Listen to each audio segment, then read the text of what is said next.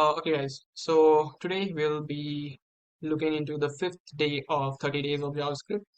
And since we are already done with closures, we will start with basic array transformation. And the first question for today is apply transform over each element in an array. Okay, so let's look into the question. Here we have problem number 2635, apply transform over each element in array. Okay, so looking into the question, given an integer array ARR and a mapping function fn. So basically here we are given with two things. The first one is the array itself ARR and a mapping function that is fn. Okay, and they're asking us to return a new array with transformation applied to each element. Okay, and what the transformation is? The returned array should be created such that returned array is equals to fn of array of I, comma I. So basically we have to apply this function over each element of the array. This function could be anything, right? It could be, let's say, n plus 1, it could be n plus I, anything. Okay, so this particular function will be applied to each and every element of the array. Okay, cool. So topic LeetCode 2635, apply transform over each element in array, and the concept that is used here is closures, callback, and custom map function. So basically for now, even if we ignore custom map function, it will work with closures and callback. Closures we already know, and the level for this problem is easy. Okay, so we have to first create an array that will contain the new element which are being transformed by this function fn, right? So let's say new underscore arr so let's say let new underscore arr is equals to this. So this is an empty array that we have. Now I have to iterate through each element of the array so that we can apply transformation. So I'll simply say for let I is equals to 0, I should be less than the array dot length, right? And then I plus plus. So we will increment every time.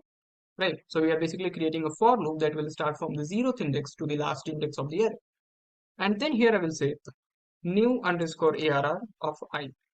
So I am trying to fill this particular new array as the value that we are getting from the transformed function. Okay.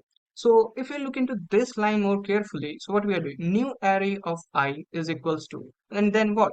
So we already know this function. Okay. So we'll simply put it here. So function, and what inside this function? So we have array of I and I, right? So we will simply do array of I, comma I, right? And then once we are done with keeping or putting all the elements into this new ARR array, we will simply return it, new underscore ARR. Okay, so that's the thing. Now let's try to run it.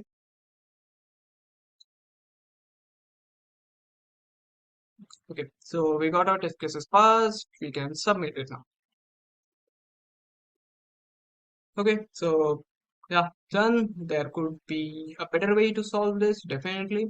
And now let's go through the problem once again. So basically, we were given with an array and a function, and the question was to return a new array such that the function which is given to us has been transforming all the elements of the previous array. Okay, so we have this array given to us and we have a function transform.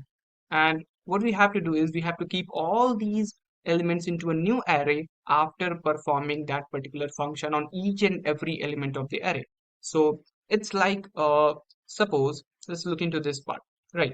So we have our old array. Okay, so I'm simply naming it as ARR1. And now this old array elements, each and every element of this old array will go through this function box, right? This function could be anything, right? It could be anything. And then we will get our another array that is, let's say, array 2, and this is our output, right? This is our output.